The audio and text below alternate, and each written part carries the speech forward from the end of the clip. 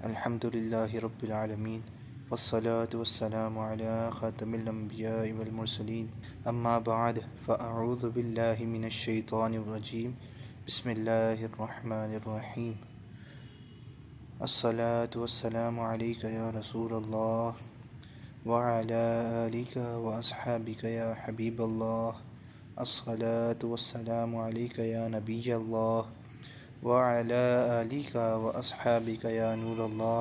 حضرت وائل حضرمی رضی اللہ تعالیٰ عنہ سے روایت ہے کہ طارق بن سوید رضی اللہ تعالیٰ عنہ نے شراب کے بارے میں دریافت کیا تو حضور صلی اللہ تعالیٰ علیہ وآلہ وسلم نے ان کو منع فرما دیا۔ انہوں نے عرض کی، میں صرف دعا کے لیے شراب بناتا ہوں۔ حضور صلی اللہ تعالیٰ علیہ وسلم نے فرمایا، یہ دعا نہیں بلکہ بیماری ہے۔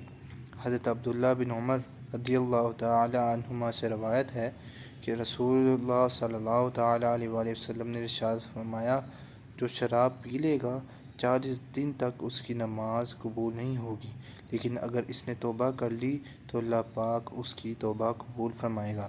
پھر اگر دوبارہ اس نے شراب پی لی تو پھر 40 دن تک اس کی نماز قبول نہیں ہوگی، لیکن اگر اس نے توبہ کر لی تو اللہ پاک اس کی توبہ قبول فرمائے گا۔ پھر اگر اس نے تیسری بار شراب پی لی تو پھر 40 دن تک اس کی نماز قبول نہیں ہوگی، لیکن اگر اس نے توبہ کر لی تو اللہ پاک اس کی توبہ قبول فرمائے گا۔ پھر اگر چوتھی مرتبہ اس نے شراب پی لی تو پھر 40 دن تک اس کی نماز قبول نہیں ہوگی، لیکن اس کے بعد اگر اس نے توبہ کی تو اس کی توبہ قبول نہیں ہوگی اور اسے نہر الخبال سے پلائے گا۔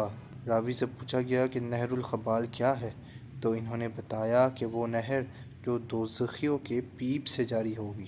حضرت ابو موسیٰ اشعری رضی اللہ تعالیٰ عنہ سے روایت ہے کہ نبی کریم صلی اللہ تعالیٰ علیہ وآلہ وسلم نے ارشاد فرمایا، 3 شخص جنت میں داخل نہ ہوں گے، شراب کی مداومت کرنے یعنی ہمیشہ پینے والا، اور قاطع رحم یعنی رشتہ داری توڑنے والا، اور جادو کی تصدیق کرنے والا۔ حضرت عبداللہ بن عباس رضی اللہ تعالیٰ عنہما سے روایت ہے کہ نبی کریم صلی اللہ تعالیٰ علیہ وآلہ وسلم نے ارشاد فرمایا، دائمی طور پر شراب پینے والا اگر اسی حالت میں مر گیا تو وہ دربار خداوندی میں قیامت کے روز اس طرح آئے گا جیسے ایک بت پرست۔ حضرت انس رضی اللہ تعالیٰ عنہ سے روایت ہے کہ رسول اللہ صلی اللہ تعالیٰ علیہ وآلہ وسلم نے ارشاد فرمایا، اللہ پاک نے شراب کے بارے میں 10 آدمیوں پر لعنت فرمائی، شراب نچوڑنے والے پر، شراب نچڑوانے والے پر، شراب پینے والے پر، شراب اٹھانے والے پر، اس پر جس کی طرف شراب اٹھا کر لے جائی گئی، شراب پلانے والے پر، شراب کی قیمت کھانے والے پر، شراب بیچنے والے پر، شراب خریدنے والے پر، اس پر جس کے لیے شراب خریدی گئی ہو۔ حضرت ابو مالک اشعری رضی اللہ تعالیٰ عنہ سے روایت ہے کہ نبی اکرم صلی اللہ تعالیٰ علیہ وآلہ وسلم نے ارشاد فرمایا، میری امت کے کچھ لوگ شراب پئیں گے اور اس کا نام بدل کر کچھ اور رکھیں گے، ان کے سروں پر باجے بجائیں گے اور گانے والیاں گائیں گی، اللہ پاک انہیں زمین میں دھسا دے گا اور ان میں سے کچھ لوگوں کو بندر اور سور بنا دے گا۔ حضرت ابو امامہ رضی اللہ تعالیٰ عنہ سے روایت ہے کہ رسول اللہ صلی اللہ تعالیٰ علیہ وآلہ وسلم نے فرمایا، اللہ پاک فرماتا ہے، قسم ہے میری ذات کی، میرا جو بندہ شراب کا ایک گھونٹ بھی پیے گا میں اس کو اتنی ہی پیپ پلاؤں گا، اور جو بندہ میرے خوف سے اسے چھوڑے گا میں اس کو حوض قدس یعنی جنتی چشمے سے پلاؤں گا۔ شراب کسے کہتے ہیں؟ ہر وہ بہنے والی چیز یعنی لیکوئڈ جس کے پینے سے نشہ آتا ہو شراب ہے، چاہے کسی بھی چیز سے بنائی گئی ہو۔ شراب پینے کا حکم۔ شراب پینا سخت گناہ کبیرہ ہے۔ شراب پینے کے چند وجوہات۔ شراب پینے والے لوگوں کے پاس اٹھنا بیٹھنا، جہالت، جیسا کہ بعض لوگ یہ سمجھتے ہیں کہ شراب پینے سے غم دور ہو جاتے ہیں۔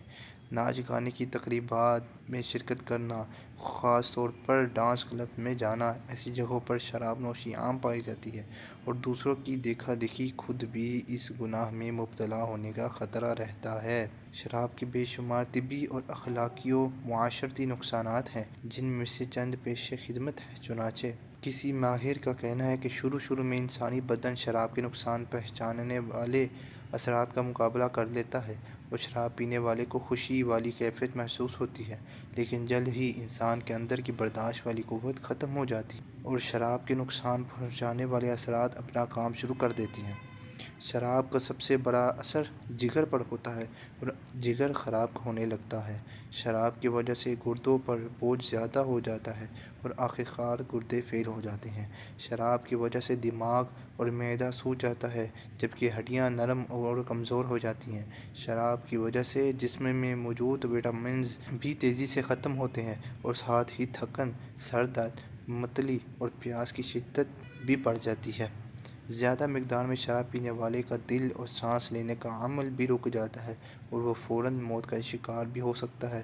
ایک اور محقق کا کہنا ہے کہ 20 سال کی عمر سے شراب پینے والے اکثر افراد 35 سال سے زیادہ زندہ نہیں رہتے۔ شراب کے اخلاقی و معاشرتی نقصانات: ہزاروں افراد شرابیوں کے ہاتھوں بے قصور قتل ہو جاتے ہیں۔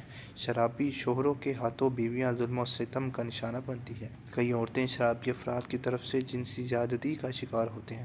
شرابی والدین کی اولاد بھی عام بچوں کے مقابلے میں زیادہ بیمار اور کمزور ہوتی ہے۔ یہ بھی نقصان ہوتا ہے کہ شرابی شخص کے گھر والے اور دوست احباب اس کے پیار، محبت، ہمدردی اور خلوص وغیرہ سے محروم رہ جاتے ہیں۔ شراب اور شرابیوں سے دور رہنے میں ہی عافیت ہے۔ پیارے پیارے اسلامی بھائیو، شراب کے بے شمار نقصانات ہی کی وجہ سے اسلام نے شراب کو حرام قرار دیا ہے، اور دیکھا جائے تو کوئی بھی عقل مند انسان اس چیز کی طرف ہاتھ نہیں بڑھا سکتا جس کے نقصانات بہت زیادہ ہوں۔ امت کے خیر خواہ پیارے آقا صلی اللہ تعالیٰ علیہ وآلہ وسلم کا فرمان ہے، جو اللہ پاک اور آخرت کے دن پر ایمان رکھتا ہے وہ ایسے دسترخوان پر نہ بیٹھے جس پر شراب پی جاتی ہو۔ نیز ایک مرتبہ آپ صلی اللہ تعالیٰ علیہ وآلہ وسلم نے ارشاد فرمایا، جو لوگ دنیا میں کسی نشہ کرنے والے کے پاس آتے ہیں، اللہ پاک ان سب کو جہنم میں ڈال دے گا، اور وہ جہنم میں ایک دوسرے کو آ کر برا بھلا کہیں گے کہ تو نے ہی مجھے اس جگہ پہنچایا ہے۔ اس لیے ایسی محفل یا پارٹی وغیرہ نہ خود رکھی جائے جہاں شراب ہو، اور نہ ہی ایسی محفل یا پارٹی میں شرکت کی جائے۔